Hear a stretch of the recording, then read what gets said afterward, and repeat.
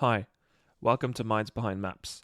I'm Maxim Lenneman. This is the latest episode in this experiment where I want to sit down with people who are creating and using anything geospatial to try to understand more about the field and the people in it. My guest today is Dan Hammer, maybe mostly known for having co founded and built the first few versions of Global Forest Watch.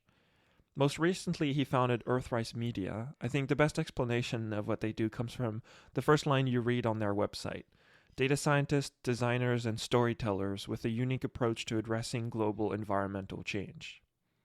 Dan is one of those people that has a really impressive resume. He's worked as a senior policy advisor in the office of the chief technology officer within the Obama White House and is a senior advisor and climate fellow at X, the Moonshot Factory. During this conversation, Dan talks about how Global Forest Watch got started, but also what led it to be a project that still lives on today. One of the reasons I wanted to talk to Dan was to understand more about how maps can be used as a medium and tool for storytelling. We talk about how Global Forest Watch empowered journalists to tell some of their stories in a way that no data scientist could. This conversation is a showcase of how to build a map, use all the data science and machine learning in the world, but all ultimately in the service of solving a problem and specifically telling a story through the data. The more I have these conversations through this podcast, the more I realize how powerful stories are and how people engage and connect with a good story. Data is incredible, but at the end of the day, humans still like stories. And even if my data oriented brain would like it otherwise, those are what people, and I include myself there, gravitate towards. I think understanding that is the first step to being able to use stories as just another tool to lead to action and impact. Dan is now working on Earthrise Media, building projects like Global Plastic Watch. We talk about that in the conversation, but I'm pretty sure you can already guess what that's about. We discuss the importance of design as a complementary and even as a necessary addition to data science. This is another one of those conversations that left me with a new idea that I hadn't been exposed to before, and which I've witnessed popping up in my mind over and over again since we've recorded this episode. Towards the end of the conversation, we also touch on how space inspires people through human spaceflight, but also through Earth observation. Conversation takes a little bit of a turn, but it's one that I really much enjoy, and I hope you will too. As always, feel free to reach out to me on Twitter. I'm at Max Lernement, or follow news related to the podcast at Minds Behind Maps. All the links are in the show notes. In the meantime, here is my conversation with Dan Hammer.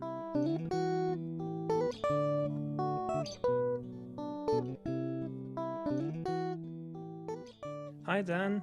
Thanks a lot for being on the podcast with me. As you might know, I like to ask the same question to every person that comes here and spends some time with me on the podcast. So I'd like to ask you how you would describe yourself. Well, I would describe myself as a data scientist, and mainly because no one really knows what that means, so I can say it with impunity. Um, my working definition of a data scientist is that it's someone who pulls out patterns from quantitative data and then communicates them. So the practice of Mm, identifying and communicating patterns from within data. And so it's pretty broad. I mean, there are data scientists everywhere. There's data scientists in healthcare and advertising and now even policing and civic tech. And sort of my small corner is environmental data science. So working right. exclusively with environmental data. So why is that? Why exclusively work with environmental data? I don't know. I don't know. I just that's what I've been doing for since graduating.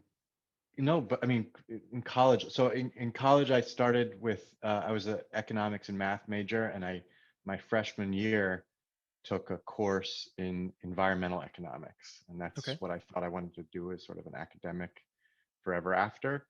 I got Mm, to grad school, and within the first year, I realized I didn't want to be an academic, um, didn't want to write papers, right. and um, and so have been working with environmental data since I don't even know. I mean, I guess like 2004, just environment. Was there like something specific that made you pivot like towards that? Like saying you don't want to go to academia, but you still want to do that environmental.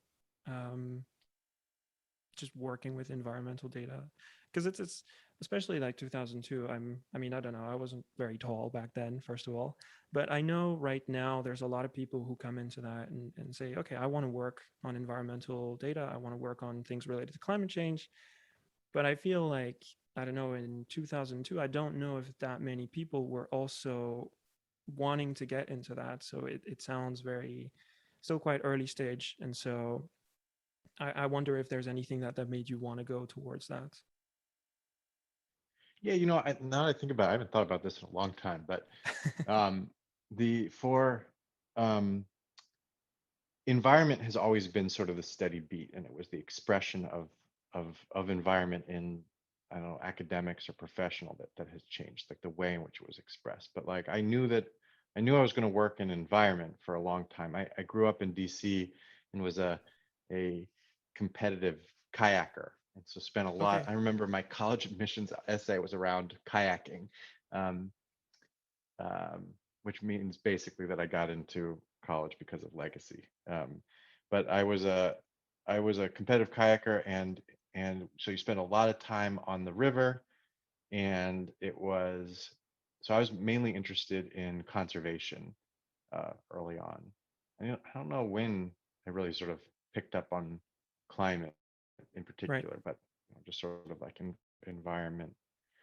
And I thought I was going to be an economist because that's what my dad did. He was a professor Okay. of development economics at Princeton, so I knew I wanted to do environment. It was my own flavor on something that I sort of fell into or already spoke the language because it was dinner table conversation. And and so yeah, went was headed down environmental economics, where you have to learn um, how to deal with data or pull out these Right. specific types of patterns within data. And in economics, unlike data science in general, or machine learning, it's really about finding causal relationships. So it's not looking at broad correlations. It's looking for Hmm. like using a scalpel to find specific patterns to identify causality. And so um, spent a lot of time on different ways to to find those sort of causal relationships. And the structure of maps gives you a lot of chance to find those like natural experiments about how things change abruptly across borders, for Right. example, or um, be it physical or political borders. And so was using the tools of statistics, programming, and math, even in college, and then really doubled down on it after college. And but environment has always been the case. Yeah. What is those?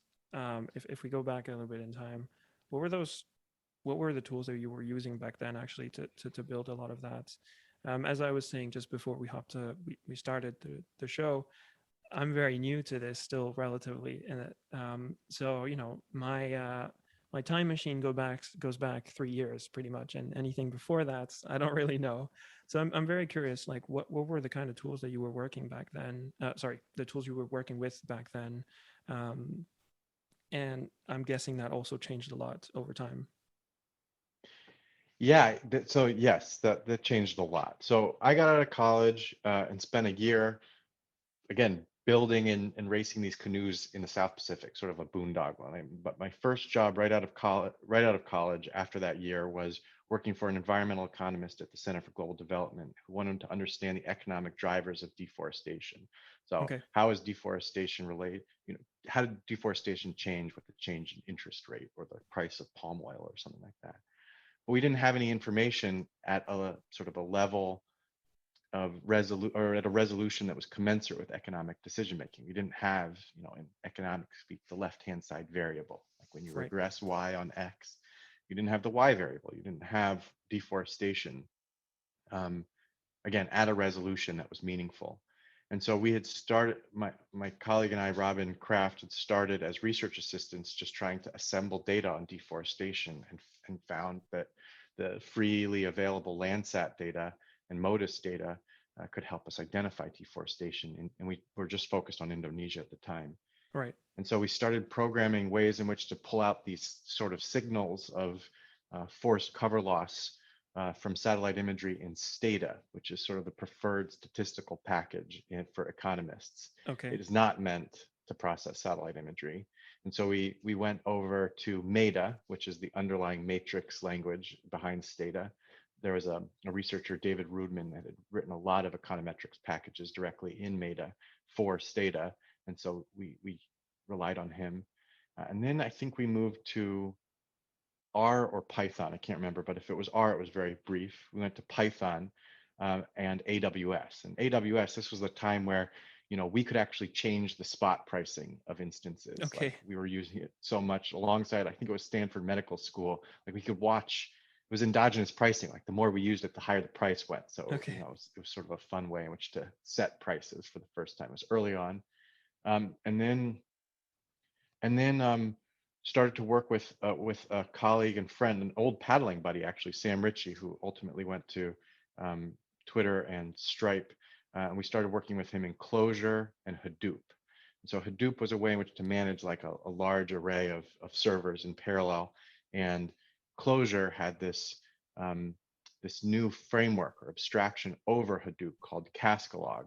Um, and so we chose Clojure. And so the first versions of Global Forest Watch, or FORMA, which was Forest Monitoring for Action, which was like the first data set in Global Forest Watch, was sort of released in Clojure. I think that project's still up at FORMA-CLJ. So like the first like wireframes of Global Forest Watch are up there. It was sort of a mixed bag of people who had never been really trained in computer Right. science trying to do computer science and engineering because we needed to, not because we sort of set out to do that. So it was like a whole tour through all sorts of languages until we settled on one. And now I don't even know what's written in. um, so what's the timeline around that? Well, so Rob and I started to work on this in 2009. Okay. We went to, it was a few years, about 2.5 years of before it got absorbed into WRI, and then another year and a half before it was released, and um, in 2014, I think. Right. That's the date that I had in mind, like 2014. That from what I understood, it was a reboot the um, of that project. And so Yeah. I tried digging a little bit, but I'm very curious as to what really started that effort. Like it sounds like now it's a pretty big thing. But back then I'm very curious as to one of the things you said is like you did it because you needed to, and not because that's what you were set to do. So Yeah. what was that need specifically? So you're right. Global Forest Watch was a thing way before this release. This was actually called Global Forest Watch 2.0 Mm-hmm. before it was just. So first it was called Forma, then it was called Global Forest Watch 2.0 when it went into WRI, and then it was called just Global Forest Watch. Right. And I actually don't know very much about the history. I know that it was dormant by the time we got there in 2020. I don't know, when we started talking about this with WRI in like 2010, 2011. It was. Um, I don't know if they use. I think they use satellite imagery. I'm not totally sure about that, but I do know Okay. that a lot of it was sort of assembling information about forests, mainly I believe in North America, from surveys and other shape files of ownership. I don't know very much about it, but I do know that we didn't refer to that project in sort of this reboot because it started out in the Center for Global Development, where we just needed information on where deforestation was happening, and so we could correlate it with economic and social variables to understand what was causing it. Was that still while you were working in academia? Sort of, yeah. Okay. I Right. went to grad school in environmental economics at Berkeley in 2011, and so sort of midway through this process, after we had a working prototype, I started graduate school and um, yeah, started in graduate school and was So this and project starts. I mean, you guys start working on it because you're trying to solve that specific problem about like, okay, you want to understand what are the economic factors that derive deforestation, but you actually don't know where deforestation is happening even yeah, in the first place. And so yeah. from that you set on to start tackling that first problem and then being able to answer as why it's happening. Am I getting this right?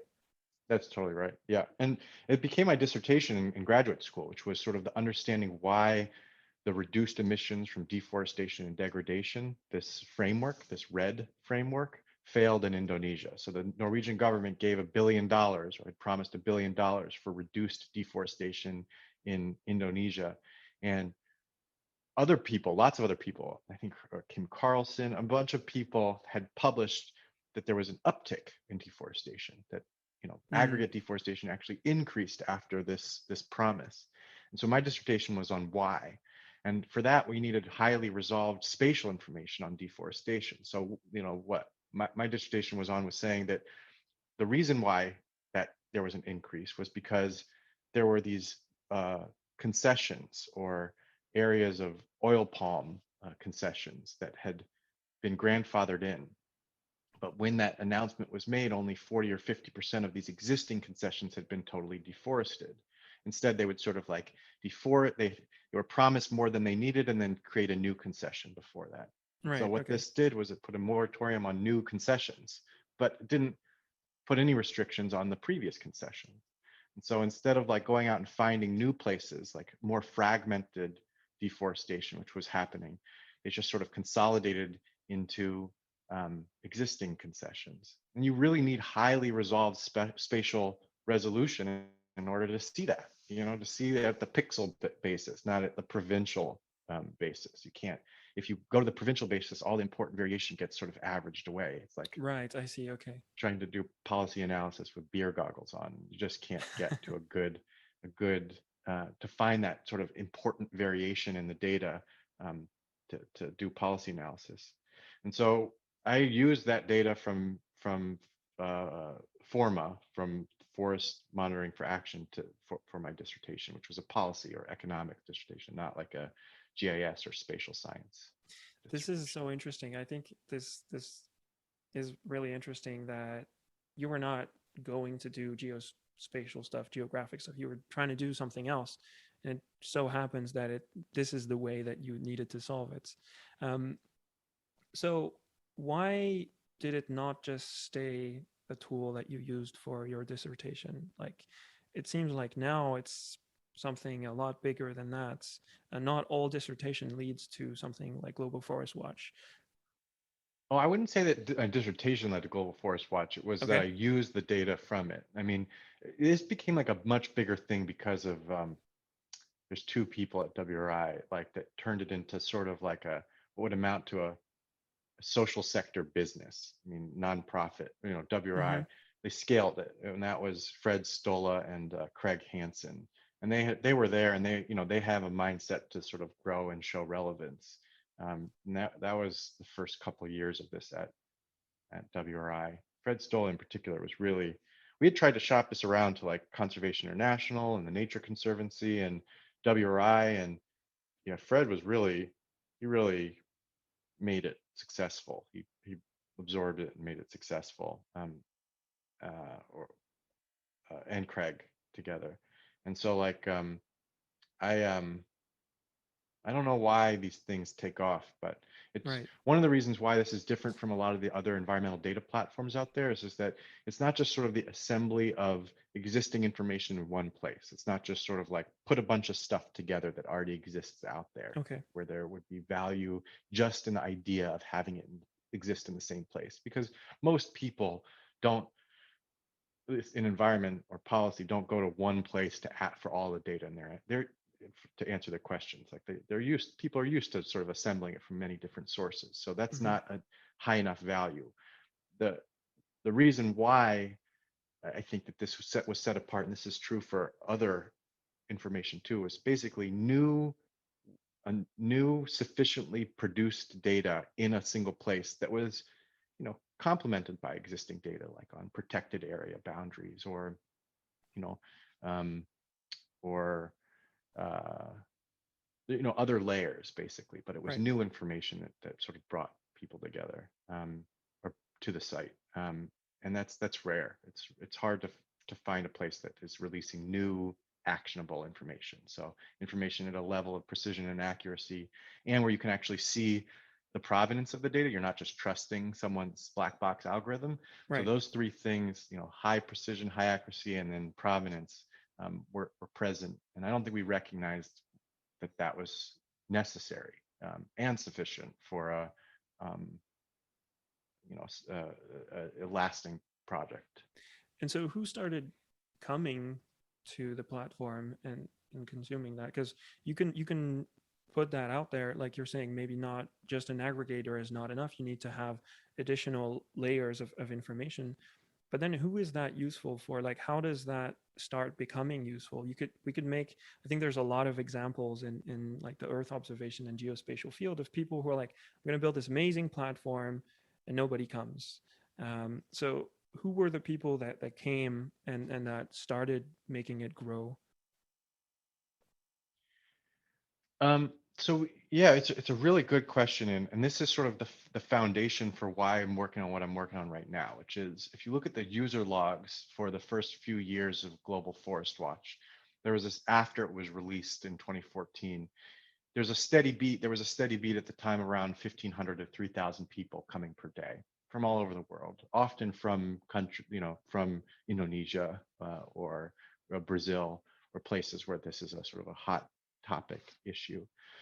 But that steady beat was punctuated by these large spikes of 20, 30, or 40,000 people that would come in a day. And those spikes corresponded to when uh, a journalist used the data in the service of reporting on an environmental or humanitarian event.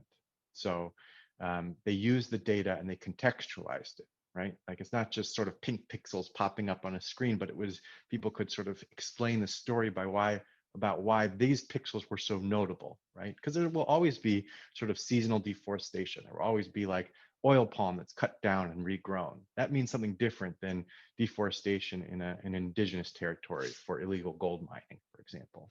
And so when people use the data in the service of reporting, or to tell the story behind it, that's when it really sort of took off. And so the foundation for what I'm working on now was based off of that idea. It's like, how can we operationalize those spikes? Like, how can we lift that baseline of 1,500 people to 30, 40,000 people, just to get more eyes on Earth change, like to understand what's going on.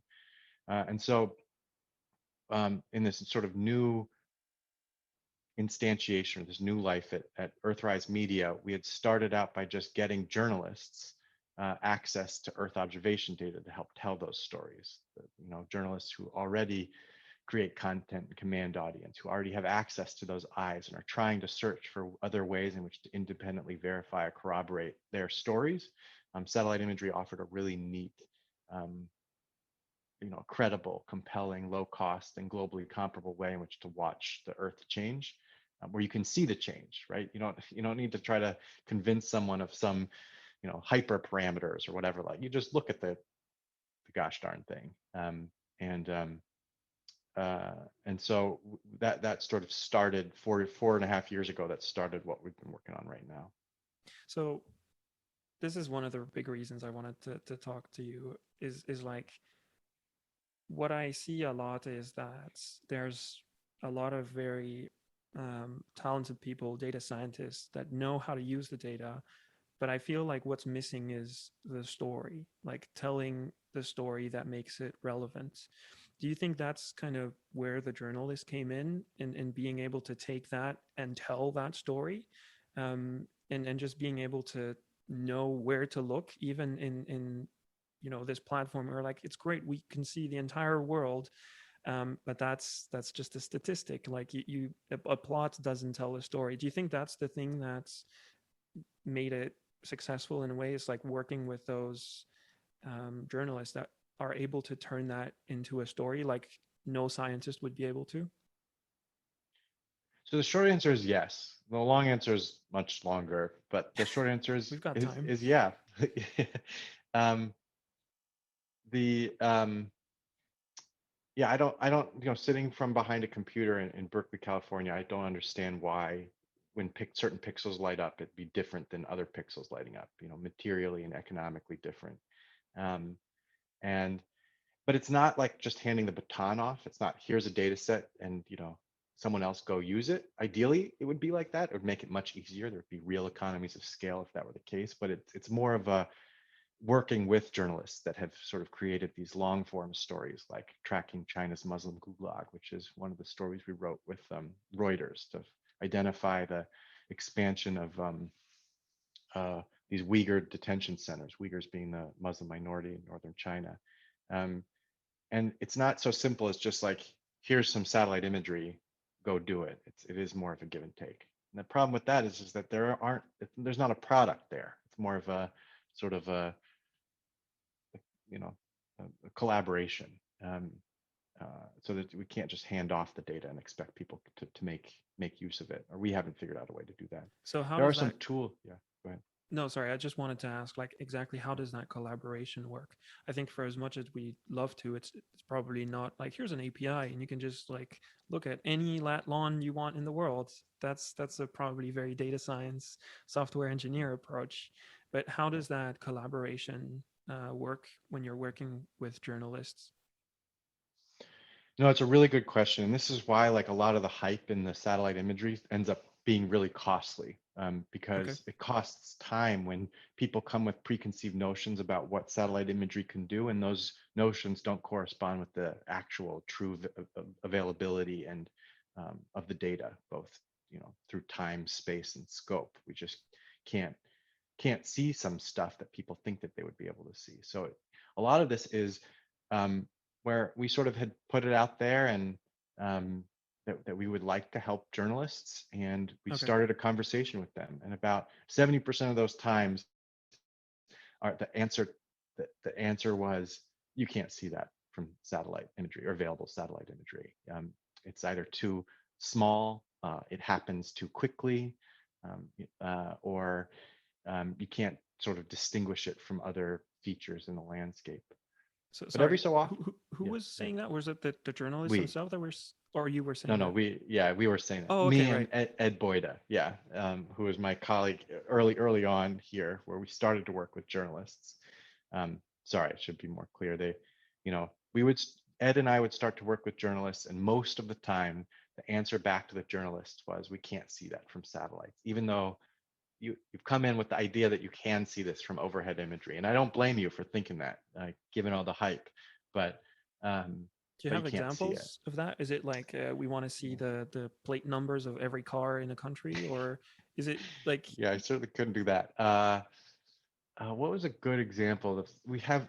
We should catalog all the things we didn't do or said no to. It's much easier. We have this sort of natural catalog of all the things we did do, but in the negative space, like I'm I just trying have to to call understand a Ed. little bit. Yeah, I'm sorry. I just wanted to yeah. understand like what's the where does that it seems like there's a misalignment between what people's expectations are and what can be done. I'm just trying to understand that a little bit better. Yeah.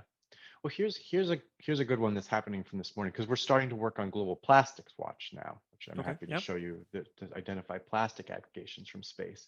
But certain types of transient aggregations, like along a river, which is a phenomenon where it cuts across lots of pixels in a long line. Uh, you can't really see; it doesn't register even at 3-meter resolution. You can't see it because it's cut, it's only maybe 100 centimeters wide, but it lasts for a mile, doesn't pick up. So even just sort of the compactness of the shapes that you're trying to get at, you can't see.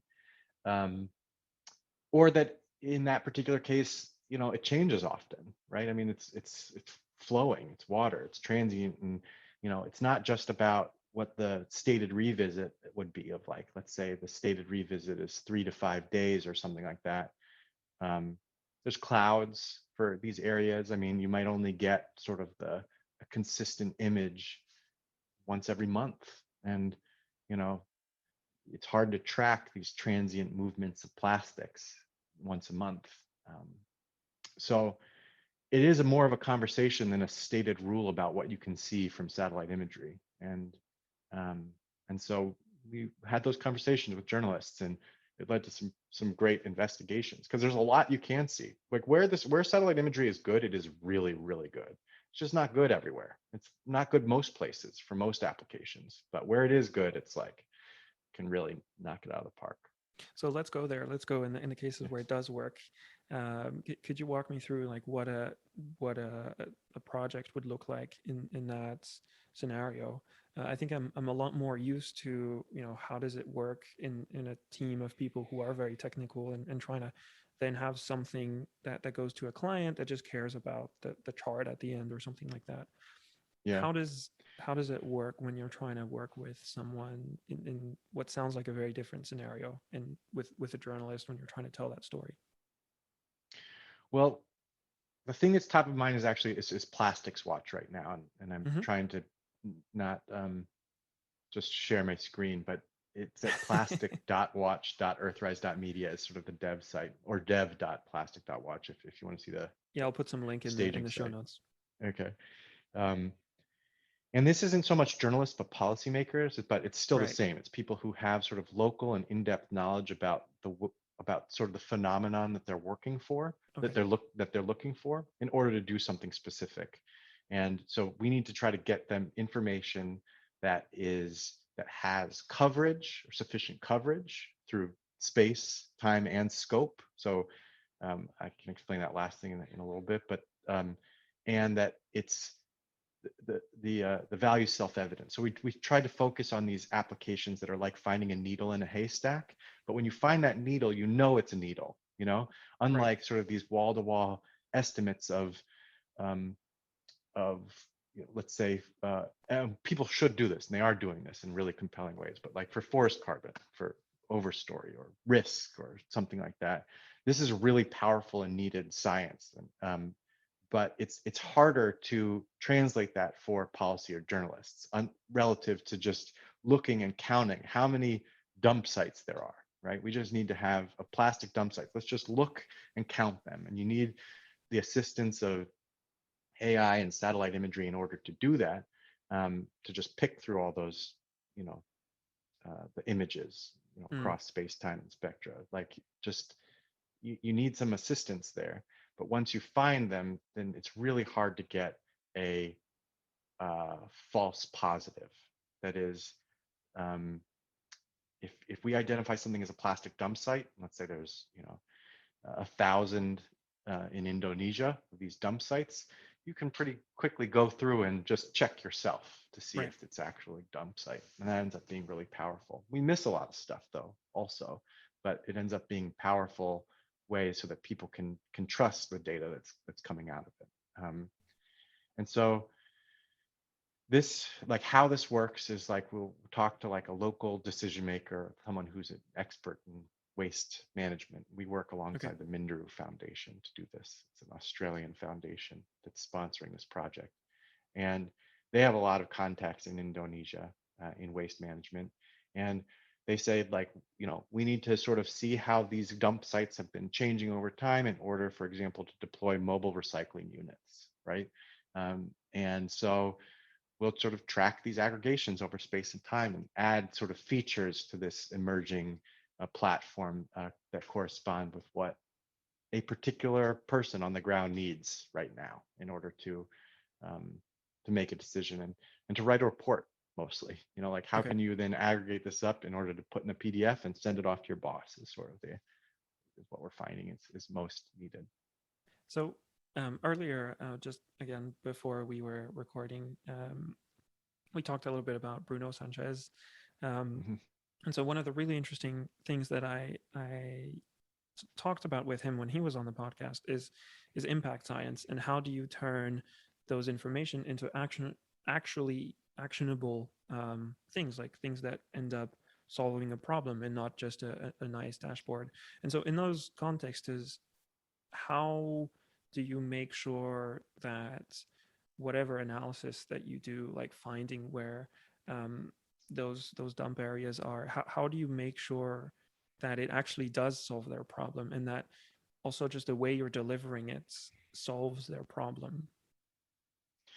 Well, I don't know if I want to talk about impact science because relative to the person who like wrote the book on impact science, like I'm just setting myself up to be criticized. But um, I I don't know. I mean, part of this is a leap of faith, right? Is Okay. like is it it's really hard to think that more information about the way the natural world is changing will be net negative, that will hurt the world in some way. The Yeah. people who are doing extraction probably have differentially or disproportionately more information than the people who are affected by it. So more open information is better. In fact, there's like people have won Nobel Prizes basically showing the value of symmetric information in the environment. So part of it is just like get it out there. But there's a lot of maps out there that just don't get used, that collect dust on some, you know, old and dark corner of the internet. And so, you know, personally, like the question is like, how can I make sure that I'm like, you know, applying time and effort in a way that I can feel comfortable or is having some impact. And you know, Bruno talks more about like how to how to measure the magnitude of that vector, that impact vector. I'm just concerned with the direction. So you know, like if I'm going in the right direction, then I'm feeling pretty good. As long as there's some sense of magnitude. And so one of the things that's been really tough is like you know, we go through these like there's a product discovery process that's pretty well documented. It was put out by, I think his name was Steve Blank, and it's often used in order to like find a good product market fit, you know, to identify your users, your customers, the beneficiaries, the value proposition, the cost structures, like ways in which to sort of develop this business model canvas. For impact, it starts to fray pretty soon when you start, because that it's sort of that type of model of trying to find those transactions that uh, those sort of private sector transactions starts to fray when cost, value, and price aren't the same thing anymore. So in the private market, when we're transacting on a Snickers bar in sort of a private transaction, um, the the cost to create the Snickers bar and the value might be slightly different. That's where there's like consumer producer surplus, but the price can be agreed upon as sort of a transactable price. For things that have like big environmental externalities, or where the beneficiaries are different than the people who pay, who are different than the people who um, who produce. I mean, really, it's the beneficiaries versus the customers here, or the payers. That starts to you can't use that same process. It really is sort of a policy discovery process for impact. And so it's complicated. And I don't, I'm not suggesting I know very much about it. There are people who like dedicate themselves to that science, to that economic science, um, and in order to value those types of to to identify the value of information. Um, but sort of being aware that this exists, that we won't be able to sort of like, you know, like very clearly identify the value of information. It's sort of like, well, I'll be sort of lazy, but sort of principally lazy, and say that like more information is better out there. And if we can try to find a few examples of where that cracked the nut on a particular policy application, then there's probably more out there, and we should just make it as available as possible. Yeah, that makes a lot of sense. I guess my question was coming from a place of that there's a lot of hype in Earth observation right now, in data science and machine learning. So if you combine them all together, there's even more, and a lot of it seems to be a bit far from understanding the problem that we're actually solving. And so that's kind of why I'm asking that as well, is like, what can we do as people who kind of have that knowledge and those skills to manipulate those data and to answer pretty much any question? Like, how do we make sure that the questions that we are trying to answer make sense, and that we're not just a little bit in this utopia of like, we made a dashboard, problem solved, let's move on to the next one. But I can imagine it is definitely a very complicated problem, for sure. So this is a big question. I mean, I think that this is a really important question, and the reason why is because there are often maps that are out there that give a number for every pixel on Earth. So it's precise everywhere. It's a single number. It's precise everywhere, but accurate nowhere and useful nowhere. It's Yeah. sort of like, it's good for sort of regional aggregations on like soil carbon. It's really good to understand broad trends at the country level. But we know, and even, you know, the soil scientists will tell you that publish these global maps, that at the field level for a specific field, you can't trust it. That's not what it was used for or it was created for, but it's often what it's used for because it's there, it's accessible. Like, so people will use it even if they're not really supposed to or understand the uncertainty of it. And so the question is not so much where to find more maps that are precise everywhere and accurate nowhere, which is good, again, good for screening, but that the confirmation tools, just like in like cancer, there's like screening tests and then there's confirmation tests. So to once you sort of have a general idea of where you would want to look, to be able to start to interact with the data in such a way that you can get the answer that's very, very locally relevant is not going to be a global data set, right? It'll be a set of tools. It's a set of interactions with the data, not not an answer that comes directly from the data. So those interactions would just be more efficient ways in which to effectively interrogate those images and how those images change over time, and how to interrogate the images across multiple bands if they're not optical imagery. But for people who are not experts in remote sensing, to be able to sort of like figure out how to connect their known and local knowledge about a place and how things are changing means something very particular for policy or economic decisions, and find and sort of expand that outward. So if I know that I want to find an aggregation of plastics that looks like this, how can I find all the other things that look like that within a 50-mile radius? Okay.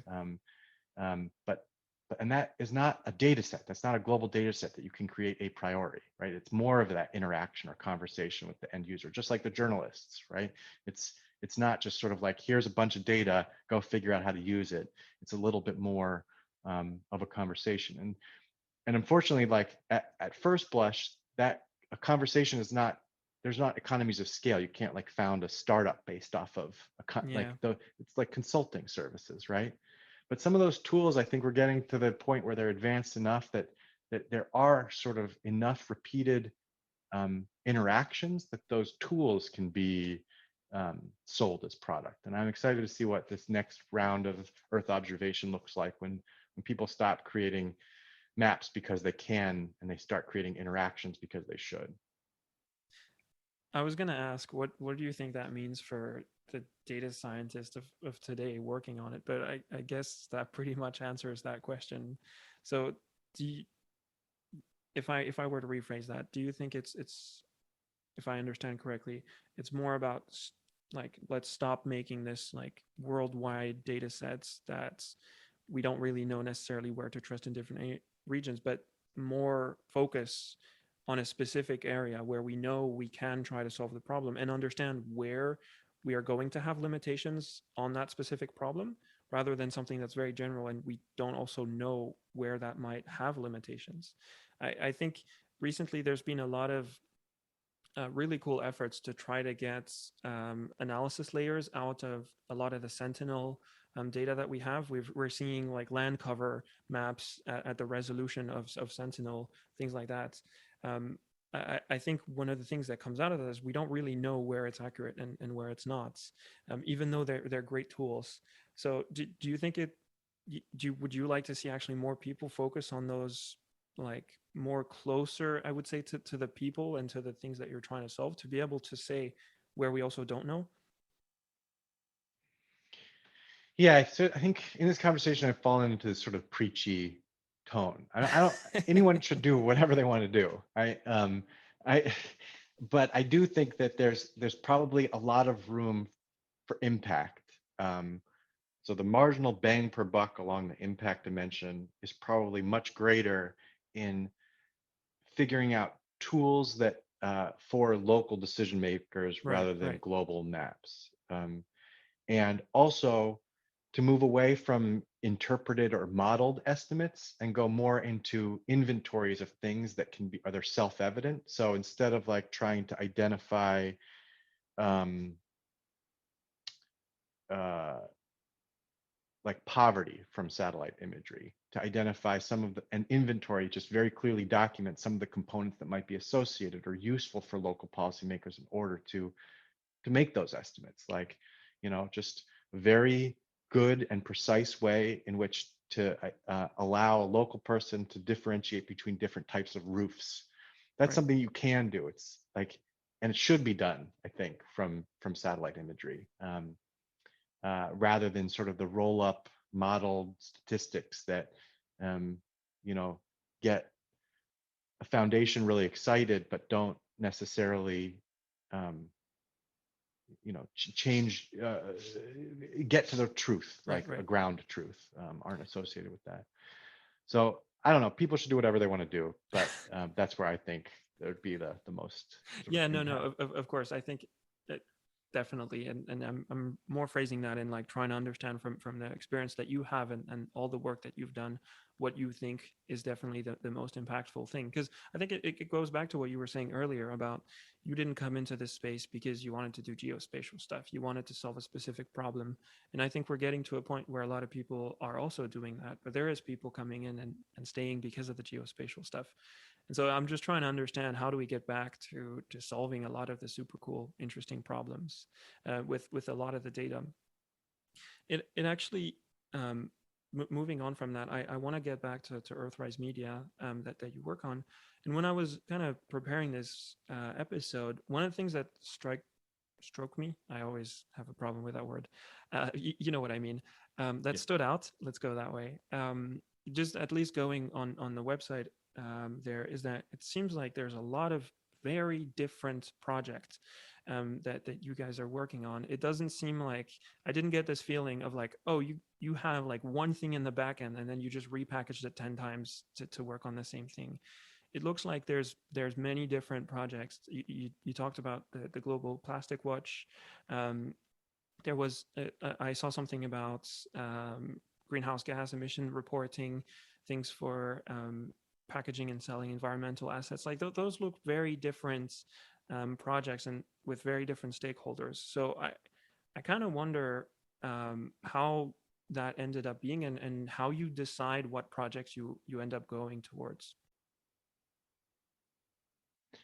Yeah, it's a good question too.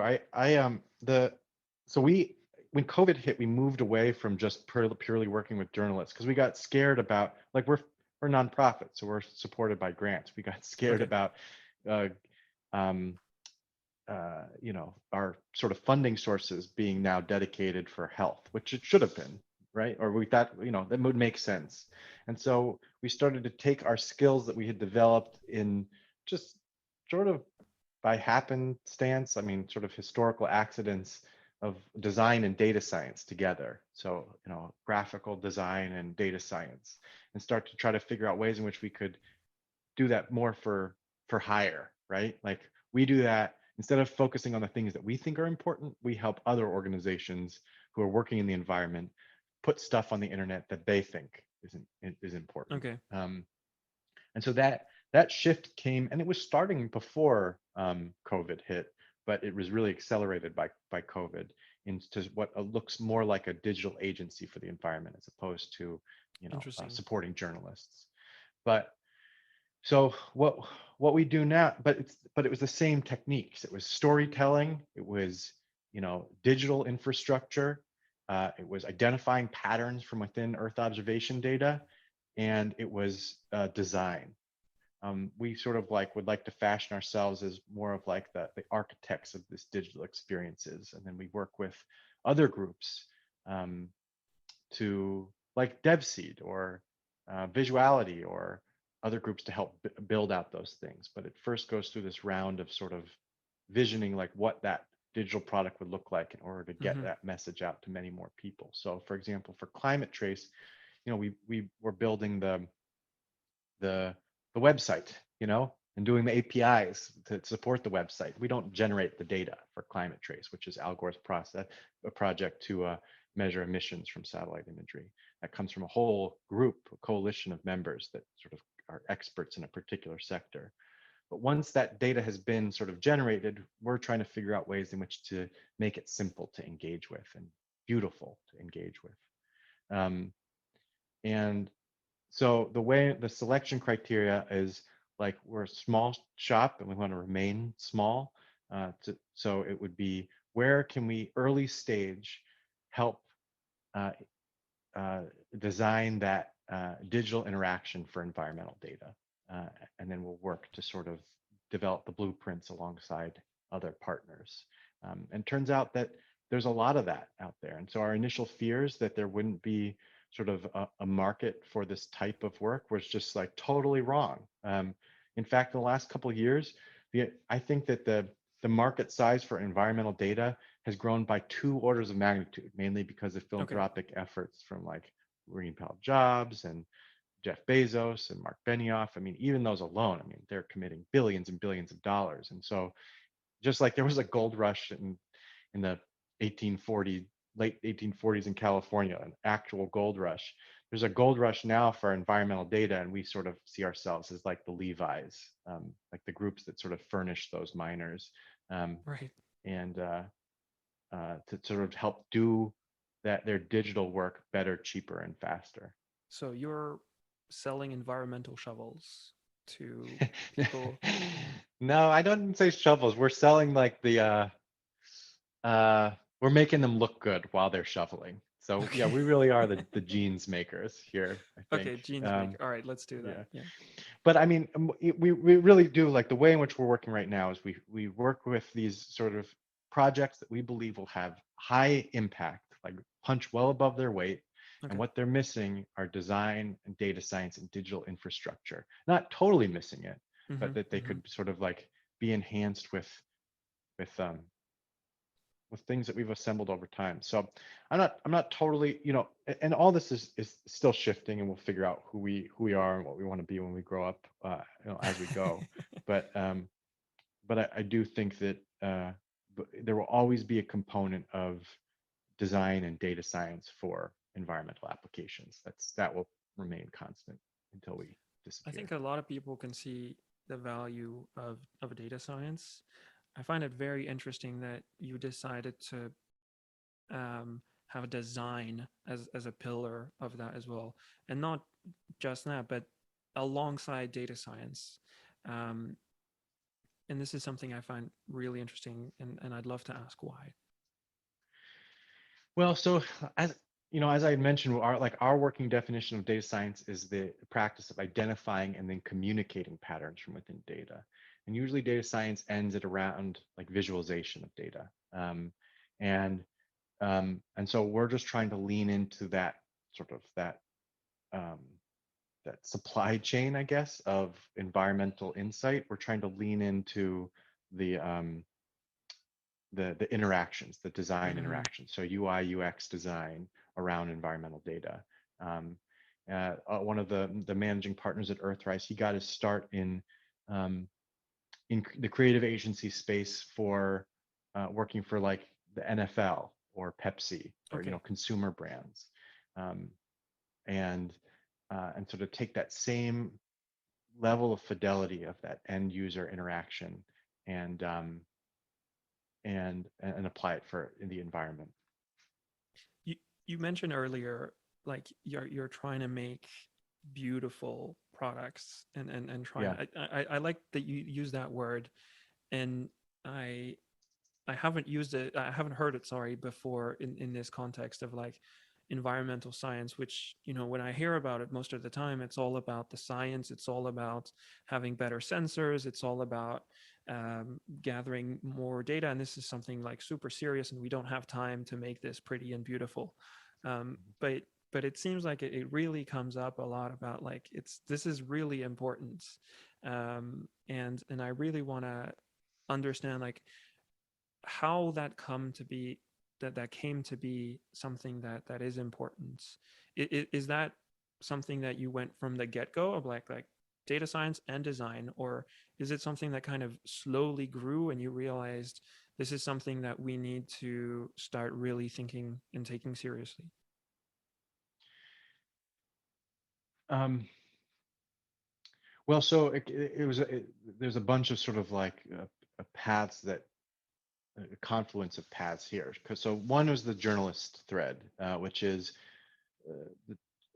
that is about the communication of these patterns. It's just communication and pattern, and the pattern, the growth of the Uyghur detention centers or the footprints, the building footprints. That is supporting the communication of this story, and so part of it was was starting much further downstream, and in a particular place where it's just the It's professionalized communication. Another one was like when we start to look at, you ask, um, I mean, I'll say you would know more about this, but if I gave you a place on Earth and I told you to tell me the fire risk associated with that place, and I asked 5 different fire scientists what the risk of fire is, you're going to get 5 different answers, and some of them are really different answers.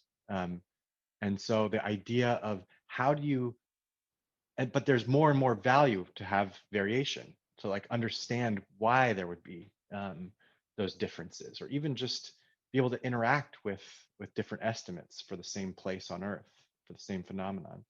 And that really is about design, right? To be able to take 5 different estimates, be able to communicate that there is uncertainty. It's not like people can't deal with uncertainty, right? It's just it's it has to just be displayed and um, communicated appropriately, especially if you're like an asset manager or a insurance uh, agent like that.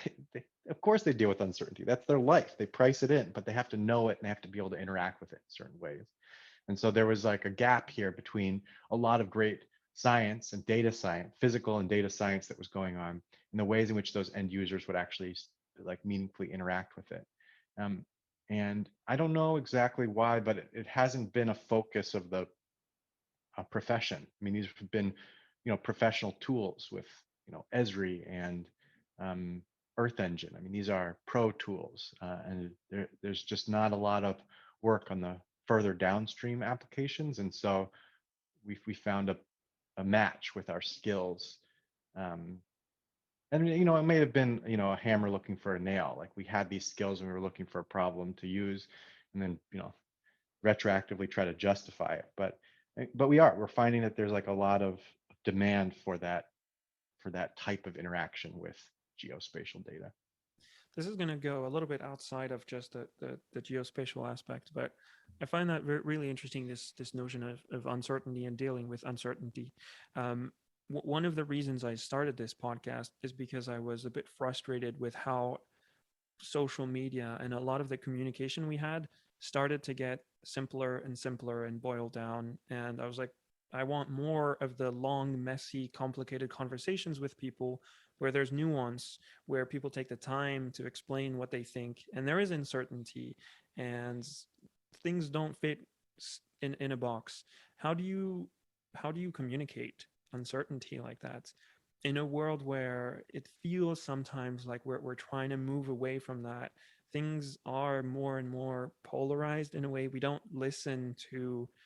seek uncertainty just that much. I think COVID has been a bit of an example of that, where dealing with uncertainty was part of COVID, and I don't think we could really call that a success. So, in your experience, how do you communicate that uncertainty, and how do you make sure that it is communicated well?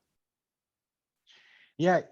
So based off just sort of the like, I think the way in which the field has developed, um, communicating uncertainty means basically more words on the page, or like it's just voluminous in the way in which you communicate that. So it's more like a Charles Dickens novel where you're paid by the word. It's just Okay. really lots of wordy, as opposed to haiku, which is trying to get the same sense out there with far fewer words, right? And that's what good design does, is it can communicate a depth there much quicker, or much more quickly, like and efficiently.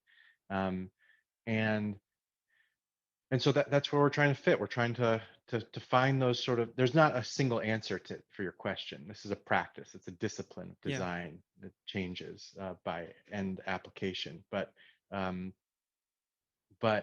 there is a set of tools out there, and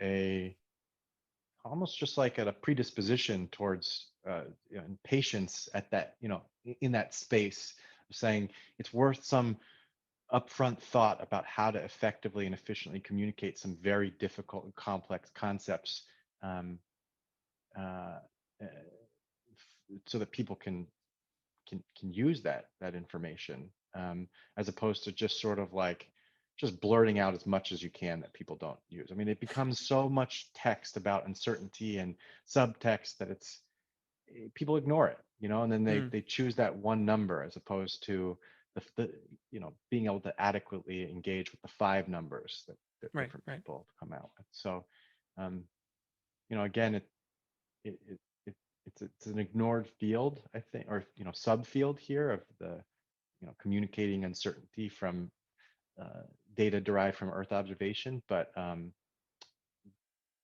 where we are right now in that world of Twitter, design plays a big role. So Mm, professional designers, I think I'd been asked at one point, I was asked like, what would be like your first hire for a new geospatial business startup? And the answer is a designer. interesting. Oh, that's very interesting. I mean, I'm not doing like, parameterized insurance or anything like that. So like Yeah, yeah, yeah. maybe No, that's I different, but no, no, no. uh, But yeah. like I know this. Sometimes you come across a moment where like I'm probably going to be thinking about this for like 3 days. Well, I think this is one of those moments. Um, what has been the kind of response to the work that you've put out? Like trying to do that, trying to really put that focus on there. Have you had uh, responses from people that how do you know that you're going, for example, in the right direction, and that you would make that choice again about designer first hire? I don't know. I mean, the problem is that I have this one experience right now, this lived experience of Earthrise Media, and so I'm trying to extend it so that it's useful to anyone else aside from just me. And I don't know if I have like a good framework of understanding to be able to It's do okay. that We just talked about well. uncertainty before. Yeah, I I think we guess. can we I can guess. like lean on that a little bit.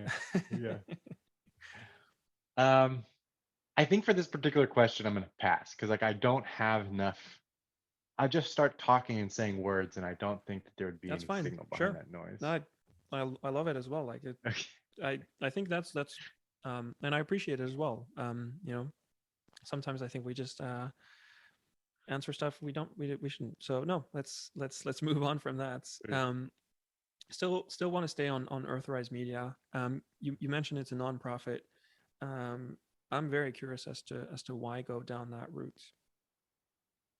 Well, it's really funny because we started at that route, and now we're trying. Now we're at a point of do we continue down this route, or do we just become a B corporation? I mean, we everyone here has done work elsewhere, be it at Planet Labs or Mapbox or these other groups, and um, or Leap Motion or Google. I mean, these are places where people have come from and have come to this place in order to say, all right, I care about the environment. I have this one set of skills, be it data science or design or product design also. Like, what can we do? And this is providing that space, this collaborative. I mean, it really is. We're treating this like a co-op, cooperative, in order to apply those skills for the environment however is best needed, sort of not guided by, or not without like a fiduciary responsibility to investors, which really does come into play with for Earth observation. It really Mm. does show force a path, I think. Um, and so now we're at this place where like there's a business here. There's a business of helping other people in the environmental space. Um, it might be a for-profit that's owned by the nonprofit so that the Okay. nonprofit has a very strong role in the selection of these projects so that we ensure that we don't take money from defense and intelligence contracts, but um, but we're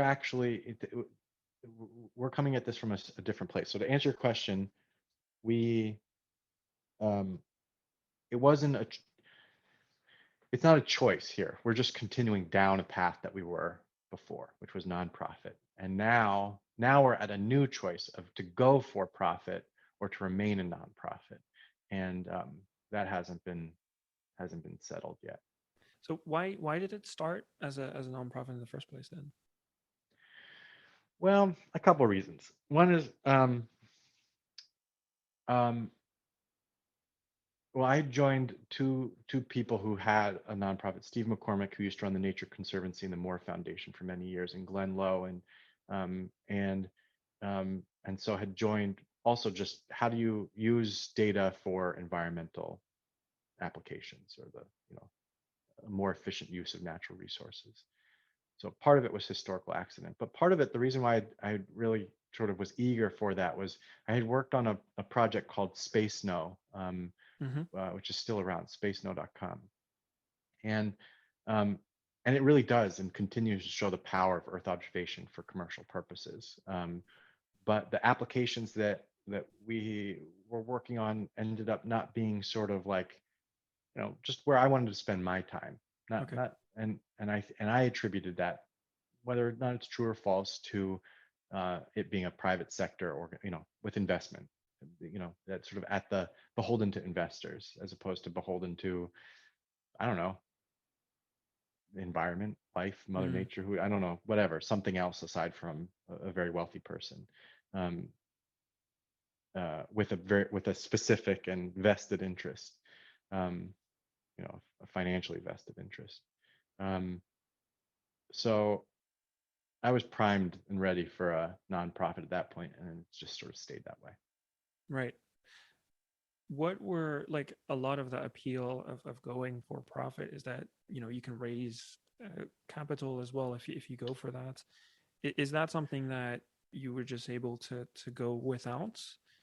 From if we go down a bit more business conversation, like I always wonder, how are you able to get started down that route on, like, and how were things started for you?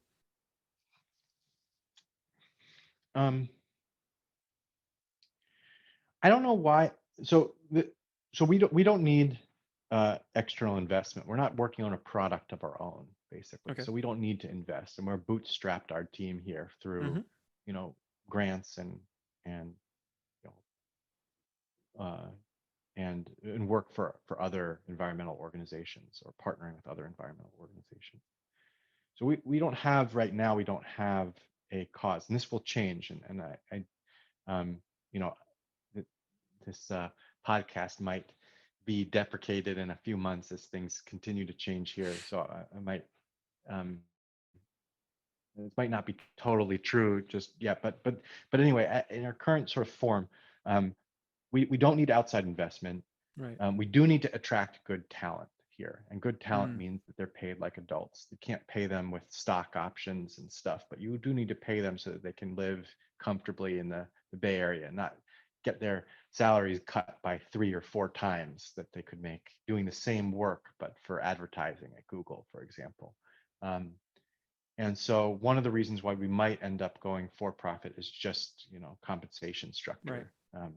But we don't need, but that would be the only reason, honestly, at Mm. this point. We have sort of like, we are now, we don't take grants like we did before. We don't depend on them like we did before to do this type of work. And so it really is in this gray area right now where we got to figure out how to sort of be intellectually honest with ourselves and the people we work with, and Mm. it's just changing. So I'll bet that we change up recently, I mean, we'll change at some point Right. Right. Right. in some form or another. I'm not totally sure. And so what is how has you know building a team been? And this is something I know very little about, but I'm very curious. How have you built the team that you have currently at Earthrise Media? It's friends and friends of friends, honestly. Okay. Like, it's been people who want to work on this thing, and it's, um yeah, I mean, it we're just now actually starting to actually do sort of recruiting, and we do still work through friends. Mm. We don't post these things openly or Wow. ask Okay. for, um but right now we're starting to get to the point where the demand is too high for us to rely on those networks. And also, it's not fair. Like, the people that we work with are, it's not going to yield the team that we need to, like a diverse and inclusive team, because it's our networks and our networks of Mm. Mm. networks, and we need that sort of the diversity of perspective to make sure that we are future proofed. It's too brittle otherwise. And Mm-hmm. so, um, where it was fine when we were a project, it's not going to be fine when we are um, a much larger organization. Right. You know, I didn't even when we're ask, but like above. how many people are you right now? It's hard to say exactly. It's like 9 full time, a lot of half time, another 10 or 15 half time, and then a Okay. lot of contractors. Okay. So, um, which is, it's again, it's fine to operate this way when we're at this size. But if even if we just tried to meet the demand for 2022, we're going to need to hire a bunch of people full time, and we can't do that through our current networks because it's too hard and Right, right, right. not right. So There's one last thing I want to ask regarding Earthrise is the name where it comes from. I saw on the website there's a whole page about where it comes from, but I still wanted to ask. So it comes from correct me if I'm wrong. This picture that I think was taken by Apollo 8 as they so Apollo 8 was um, the first time people went around the moon. And it's the picture that they took as they came from behind the moon and they saw the Earth again. It's one of my favorite pictures. I have it as my desktop since years, and it's a picture that a lot of people love. I love, and apparently I'm not the only one because there's a company named around it, and so I'm very curious as to why that specific choice. yeah, actually, there's a lot of companies named around it, which is a problem for us. But the it so y- before Earthrise, I'd worked at NASA for a long time, and I have Mhm. we continue to get to work with a lot of astronauts, and you ask them about that sort of overview effect, that effect that you Mhm. get when um, you see this tiny little planet hanging in space that's both seems like nothing, but it's also everything you love is on that planet. And you hear about that profound experience and sort of a perspective shift. And one of the questions is, that was a static photograph taken in the 60s, right? And you can't really see very much, but it still set off the modern environmental movement, or at least it was contributing. Yeah. It was part and parcel with the modern environmental movement. So what would Earthrise look like if it were done today, right? Like it wouldn't be just a static image of the Earth. We get those from the Discover satellite like every 3 days right now, the Deep Space Observatory. So what would it do? What would it look like if it was going to have that same effect on people? Not just the 555 astronauts, or I don't even know if you count commercial ones now, but I don't know, less than 1,000 people who have seen that perspective. But what would it look like to be able to bring that perspective again to billions of people, right? And it wouldn't be a static image. It would be a way in which to sort of engage with changes on the Earth's surface in a meaningful way. Um, and we have the ability to do that with all these new sensors and new information. And for some reason, there's a gap between the availability data and the meaningful use of it. And if and a way in which to judge success in this space would be that it would have the same impact for someone like a normal person, my mom, for example, looking at that image in 1968 and using whatever this sort of like set of interactions looks like right now, right? Like it would have that same impact. It's like, man, like I can see a lot. Like I am both small in space and time, but also it feels very meaningful to me. Um, uh, and so that's sort of like one of the overarching missions here, which is just to be able to make changes on Earth as accessible and available and powerful as that original image was, but using all the new tools and technology that we have right now. I mean, that sounds like a great mission, and like I just love that. This to me kind of sounds like a little bit of the design aspect of what you've all taught that goes into just naming the whole encompassing thing.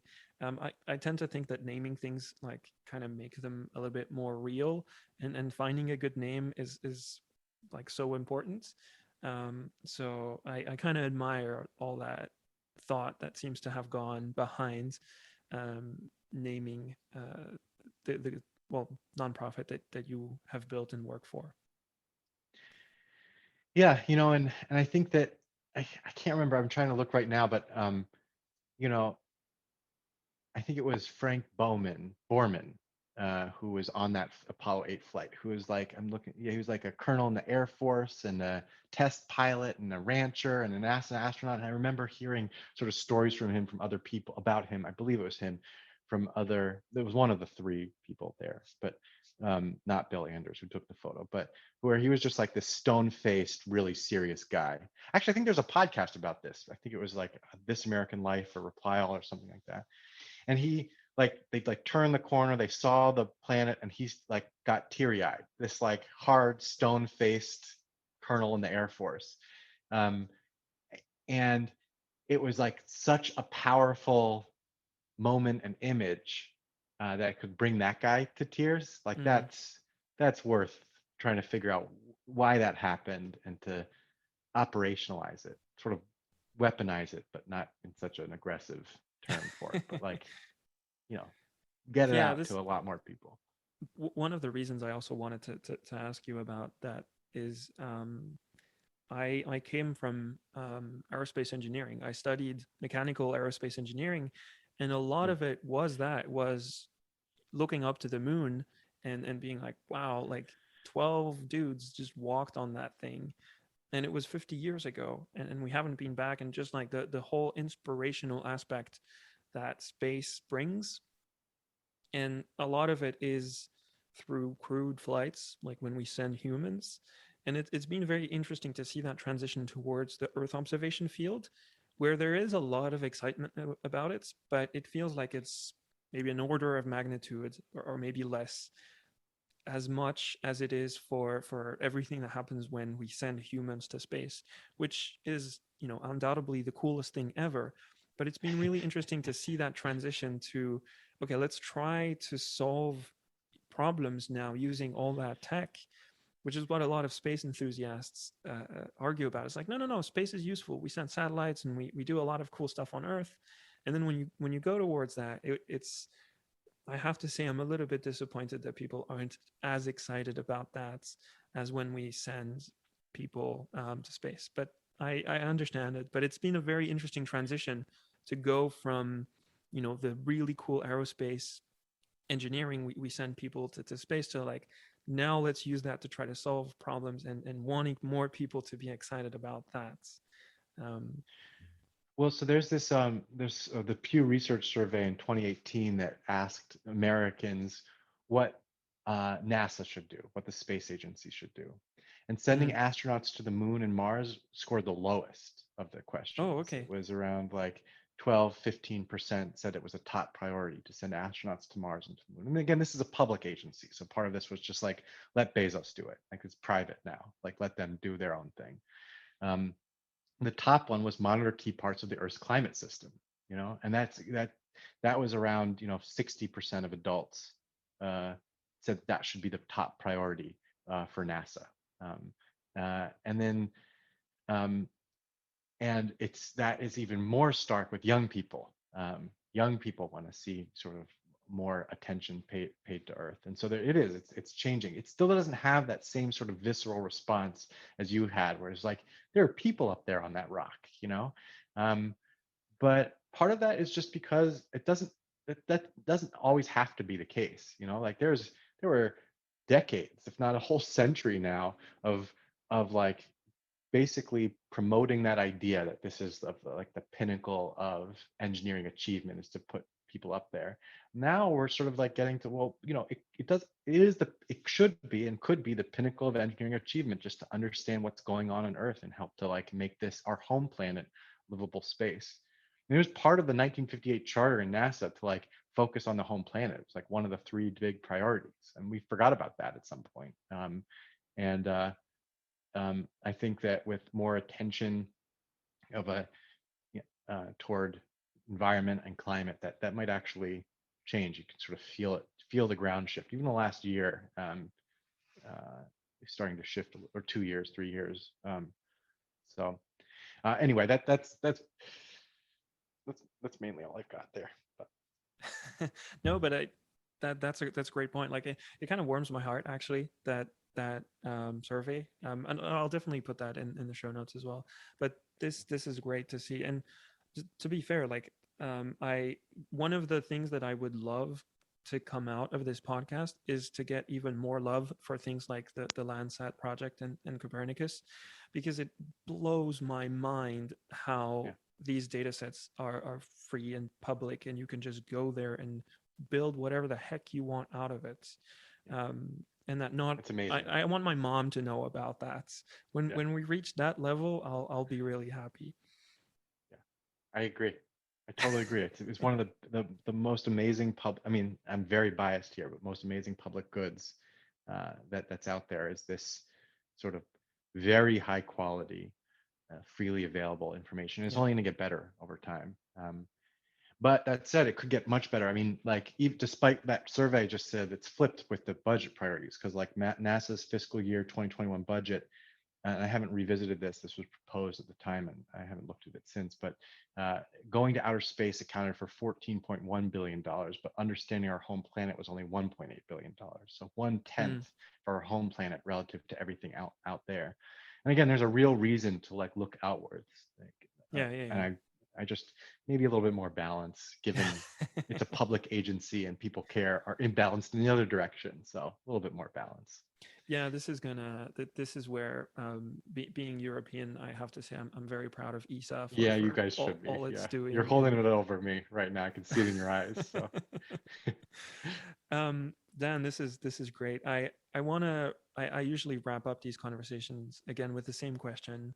Um, I'd like to know if you've read anything, or listened to anything, not necessarily recently, but just something that has touched you, or you think was really interesting, that was thoughtful, that you think would be worth sharing. I'm slowly realizing that things like books and podcasts happen a lot through recommendations of people. So I'm very curious as well. I think it's very telling to know what people enjoy and usually try to recommend. So I just wonder if there's a book, a podcast, a documentary, something that's you know I was going to say struck you. I'm again not sure if I got the tense right, but again, you get the idea that you think is worth sharing. well, I'm embarrassed to say it, but like there's like an obvious one, which is I just took my first work trip in a really long time to Scotland. I just got back, and on the plane back, I watched Captain Fantastic, which was a movie about, yeah, basically a father and his kids and the way in which he raised them. And I have two young kids now, live in California, and I don't, I just, I never cry at anything. Like I don't cry ever, except maybe when like Frodo told Sam to leave in Lord of the Rings, like that really hit me. And then, but I was just like, I was like really a mess watching Captain Fantastic, and mainly it Mm, was because of just sort of um, this is sort of related, but the idea of, and I'll try to relate it, but the idea of, I'm related to our conversation, but the idea of just being generous and kind to the people around you. And I think that if, uh, if like if you could start the day with that feeling of just like, of being generous and kind to the people around you, you'd find a lot more people paying attention to Earth right now. And that really got sappy quick. But anyway, that was like a very powerful thing that I had watched, listened to, or read. Uh, it's probably it's one related of my somehow. favorite movies, Yeah, and knowing that it has become the Earthrise moment for Dan is makes it even better. yeah. Dan, thank you very much for this conversation. It was a lot of fun. Thank you very much for spending some of your precious time with me. This was a wonderful conversation. No, thank you. Thanks.